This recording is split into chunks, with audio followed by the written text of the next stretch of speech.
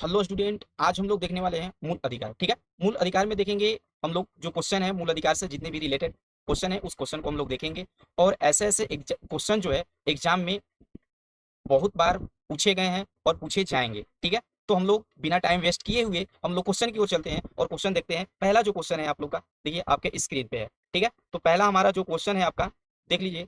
जो भारतीय संविधान के किस भाग के अंतर्गत नागरिकों को मौलिक अधिकार प्रदान किया गया है? तो भाग 3 के तहत। और ये जो अनुच्छेद है 12 से 35 तक। ठीक है, कहां से कहां तक? 12 से 35 तक है। कहां से लिया गया है? तो आपका अमेरिका से लिया गया है। अमेरिका से। कहां से लिया गया है? अमेरिका से लिया गया है। क्लियर है?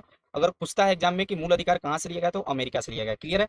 अगला क्वेश्चन हम लोग देखते हैं। अगला जो क्वेश्चन है, संविधान द्वारा मौलिक अधिकारों को लागू करने की शक्ति किसे प्रदान किया गया है? संविधान द्वारा मौलिक अधिकारों को लागू करने की शक्ति किसे प्रदान किया गया? तो सर्वोच्च न्यायालय और उच्च न्यायालय। ठीक है, सर्वोच्च न्यायालय एवं उच्च न्यायालय। सर्वोच्च न्यायालय को उच्चतम न्यायालय भी बोल सकते हैं या और उच्च न्यायालय को हम लोग बोल सकते हैं, इसको हाई कोर्ट भी बोल सकते हैं। क्लियर है? चलिए अगला क्वेश्चन देख लेते हैं। तीसरा नंबर देखते हैं। भारतीय संविधान के अनुच्छेद 13 का मुख्य उद्देश्य किसके संदर्भ में संविधान की सर्वोच्चता सुनिश्चित करना है? तो आपका जो हो जाएगा राइट आंसर जो हो जाएगा मौलिक अधिकार। क्या हो जाएगा? मौलिक अधिकार हो जाएगा। क्लियर है?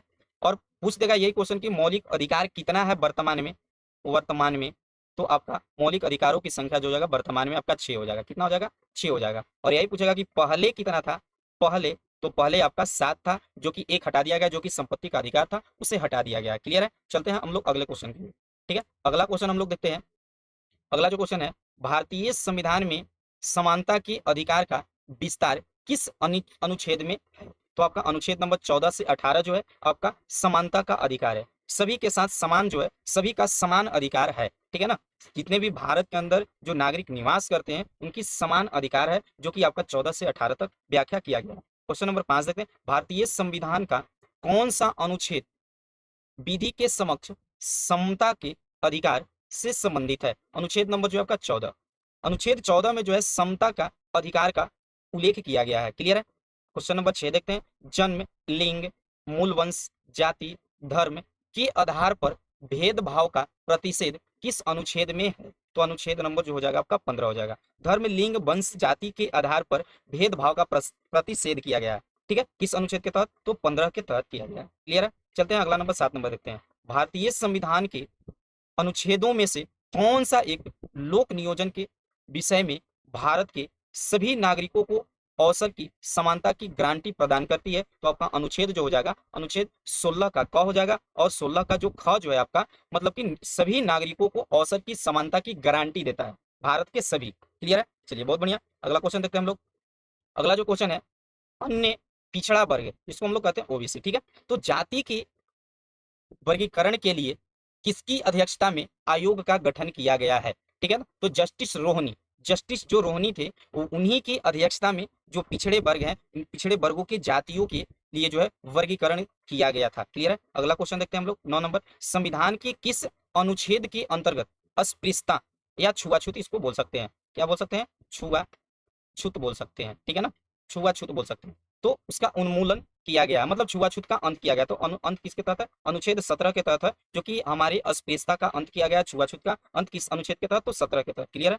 10 नंबर देखते हैं। किसके अंतर्गत अस्पृश्यता को बढ़ावा देने एक दंडनीय अपराध है? मतलब यह एक दंडनीय अपराध है। किस अधिनियम के तहत बनाया गया? तो इसे अधिनियम 1955 के तहत बताया गया है कि यदि आप अस्पृश्यता मतलब छुआछूत को यदि आप बढ़ावा देते हैं तो आपको अधिनियम 1955 के तहत आपको दंडनीय अपराध माना जाएगा कि आप छुआछूत को बढ़ावा दे रहे हैं। क्लियर है? Question number 11। अनुच्छेद 18 का संबंध किससे है?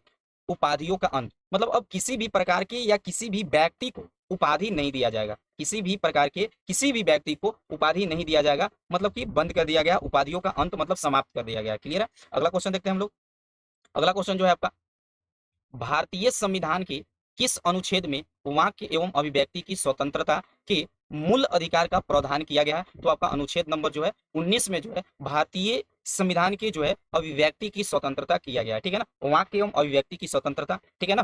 क्लियर। चलिए अगला क्वेश्चन देखते हैं 13 नंबर। भारत के संविधान में प्रेस की स्वतंत्रता का प्रत्यक्ष प्रावधान नहीं है, परंतु यह स्वतंत्रता किस अनुच्छेद में अंतर्निहित है? मतलब अनुच्छेद जो है आपका 19 के ए में आपका निहित है, जो कि आपका जो है प्रत्यक्ष प्रावधान नहीं है प्रेस की स्वतंत्रता का। क्लियर है। अगला क्वेश्चन देखते हैं हम लोग 14 में, भारतीय संविधान के किस अनुच्छेद के अंतर्गत यह प्रावधान किया गया है कि किसी अपराध के अभियुक्त को स्वयं अपने विरुद्ध गवाह बनाने की बाध्य नहीं किया जा सकता। मतलब किसी भी व्यक्ति को मतलब कि अपराध के अभियुक्त में स्वयं अपने विरुद्ध गवाह बनाने के लिए बाध्य नहीं किया जा सकता, नहीं रोका जा सकता। तो अनुच्छेद आपका 20 का सी है, 20 का सी में आपका। क्लियर है। चलिए बहुत बढ़िया। अगला क्वेश्चन देखते हैं हम लोग 15, संविधान का कौन सा अनुच्छेद दोष सिद्धि के संबंध में अभिव्यक्ति को दोहरे दंड एवं स्वयं अभिशासन से संरक्षण प्रदान करता है? तो अनुच्छेद आपका 20 जो है आपका दोहरे दंड एवं स्व अभिशासन से संरक्षण प्रदान कर सकता है। मतलब कहने का मतलब है कि एक व्यक्ति को अगर एक दंड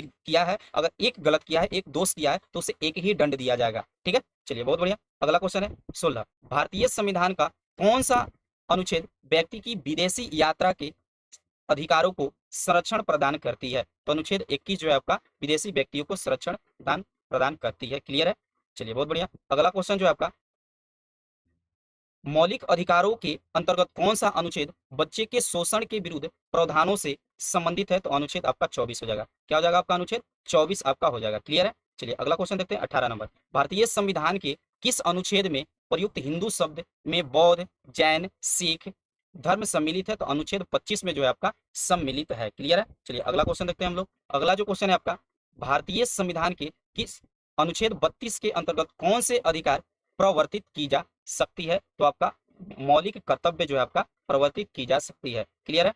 चलिए अगला क्वेश्चन देखते हैं, मौलिक अधिकारों का संरक्षक कौन है? तो न्यायपालिका, जो न्याय देने वाले होते हैं वही मौलिक अधिकारों का संरक्षक होते हैं। अगला क्वेश्चन देखते हैं, भारतीय संविधान के किस अनुच्छेद में अल्पसंख्यकों को अपनी रुचि के शिक्षण संस्था को स्थापित एवं संचालित करने के अधिकार को संरक्षण प्रदान करती है? तो अनुच्छेद जो हो जाएगा आपका 31 का क हो जाएगा। क्या हो जाएगा? 30 का क हो जाएगा। 22 नंबर देखते हैं, डॉक्टर भीमराव अंबेडकर ने मौलिक अधिकारों में से किसे संविधान का हृदय एवं आत्मा कहा है? तो संवैधानिक उपचारों का अधिकार, जो कि आपका अनुच्छेद 32 में है, भीमराव अंबेडकर जो कहे इसको हृदय एवं आत्मा कहे हैं। क्लियर है। चलिए बहुत बढ़िया। अगला क्वेश्चन देखते हैं 23 नंबर, व्यक्तिगत स्वतंत्रता के अधिकारों के लिए कौन सी याचिका दायर की जा सकती है? तो बंदी प्रत्यक्षीकरण जो है आपका स्वतंत्र व्यक्ति के अधिकारों के लिए हमारी याचिका दायर किया जा सकता है, जो है वो कौन है? बंदी प्रत्यक्षीकरण है। 24 नंबर देखते हैं, संसद को मौलिक अधिकारों में से संशोधन का अधिकार किस वाद में निर्णय के आधार पर प्राप्त हुआ है? तो केशवानंद भारती बनाम केरलवाद 1973 में। क्लियर है। चलिए अगला नंबर देखते हैं 25 नंबर, संपत्ति के मौलिक अधिकारों को किस संविधान संशोधन के द्वारा मौलिक अधिकारों की श्रेणी से हटाकर केवल वैधानिक अधिकार बना दिया गया है? तो 44वां संविधान संशोधन 1978 के तहत इसे हटा दिया गया है, जो आपका विधि अधिकार बना दिया गया है। क्लियर है। अगला नंबर 26 देखते हैं, वर्तमान समय में भारतीय संविधान के अंतर्गत संपत्ति के अधिकार किस प्रकार का अधिकार है? तो आपका वैधानिक अधिकार है। कौन सा अधिकार है? वैधानिक अधिकार है। क्लियर है। अगला क्वेश्चन देखते हैं हम लोग, सूचना का अधिकार एक विधिक अधिकार है, तो किस अधिनियम के माध्यम से प्रदान किया गया है? तो सूचना का अधिकार 2005 के तहत इसे अधिकार प्रदान किया गया है। 28 नंबर, आर्थिक रूप से पिछड़े वर्ग को आरक्षण प्रदान करने के लिए संविधान में कौन सा अनुच्छेद जोड़े गए हैं? तो आपका अनुच्छेद जो हो जाएगा आपका 15 का 6 एवं हो जाएगा 16 का 6 हो जाएगा, जो आपका EWS के लिए जोड़े गए हैं। क्लियर है। 29 नंबर देखते हैं, 6 से 14 वर्ष की आयु के बच्चों को प्रदत्त शिक्षा का अधिकार किस प्रकार का अधिकार है? तो आपका मूल अधिकार। ठीक है ना। 6 वर्ष से 14 वर्ष से कम उम्र के बच्चों को निःशुल्क शिक्षा एवं अनिवार्य जो शिक्षा है वो आपका मूल अधिकार है, जो कि आपका अनुच्छेद जो है 21 का क में है। किसमें है? 21 का क में है। क्लियर है। चलिए बहुत बढ़िया। अगला क्वेश्चन हम लोग देख लेते हैं, कौन सा मूल अधिकार राष्ट्रीय आपातकाल में भी समाप्त या सीमित नहीं किया जा सकता है? तो व्यक्ति की स्वतंत्रता एवं जीवन का अधिकार, मतलब जीवन का अधिकार और व्यक्ति की स्वतंत्रता जो है खत्म नहीं किया जा सकता है, और आपातकाल राष्ट्रीय आपातकाल भी रहेगा तब पर। क्लियर है। अगला है 31 नंबर, बंधुआ मजदूरी अधिनियम संसद द्वारा किस वर्ष पारित किया गया है? तो 1976 में पारित किया गया बंधुआ मजदूरी। ठीक है ना। अगला क्वेश्चन देखते हैं 32 नंबर, ब्रिटिश सम्राट द्वारा मैग्ना कार्टा पर हस्ताक्षर कब किया गया था? 1215 ईस्वी में किया गया था। क्लियर है। अगला क्वेश्चन देखते हैं, अमेरिका की संविधान में मूल अधिकारों को कब शामिल किया गया था? 1791 में शामिल किया गया था मूल अधिकारों को अमेरिका में। क्लियर है। चलिए अगला क्वेश्चन हम लोग देखते हैं। अगला जो क्वेश्चन है, भारत में सर्वप्रथम मूल अधिकार की मांग किस विधेयक के माध्यम से की गई थी? तो आपका क्या हो जाएगा, इसका राइट आंसर जो हो जाएगा आपका स्वराज विधेयक 1895 में बाल गंगाधर तिलक के माध्यम से किया गया था। क्लियर है? अगला क्वेश्चन देखते हैं। मानव अधिकारों की सार्वभौम घोषणा संयुक्त राष्ट्र महासभा ने किस वर्ष किया था? तो 10 दिसंबर 1948 में किया था। कब किया था? 10 दिसंबर 1948 में। अगला क्वेश्चन देखते हैं 36 नंबर। सभी मूल अधिकार किस प्रकार की शक्ति को मर्यादित करती है? तो विधायी शक्ति को मर्यादित करती है। क्लियर है? अगला है कॉमनवेल्थ ऑफ इंडिया बिल के माध्यम से 1925 ईस्वी में किसने मूल अधिकार की मांग की थी? तो श्रीमती एनी बेसेंट ने कॉमनवेल्थ ऑफ इंडिया बिल के माध्यम से 1925 में मूल अधिकार की मांग की थी। क्लियर है? अगला क्वेश्चन देखते हैं हम लोग। अगला जो क्वेश्चन है आपका, संविधान सभा द्वारा किसकी अध्यक्षता में मूल अधिकार पर परामर्श के लिए एक समिति का गठन किया गया था? तो वल्लभ भाई पटेल की अध्यक्षता में किया गया था। किसकी अध्यक्षता में? वल्लभ भाई पटेल की अध्यक्षता में। 39 नंबर। अल्पसंख्यक एवं मूल अधिकार पर परामर्श के लिए किसकी अध्यक्षता में उप समिति का गठन किया गया था? तो जेबी कृपलानी की अध्यक्षता में किया गया था। क्लियर है? अगला क्वेश्चन देखते हैं 40 नंबर। किसने मूल अधिकारों को हमारी भावना के साथ किया गया वादा तथा सभ्य विश्व के साथ की गई संधि कहा है? तो डॉक्टर एस राधा कृष्णन ने कहा है। क्लियर है यहाँ तक? चलिए, बहुत बढ़िया।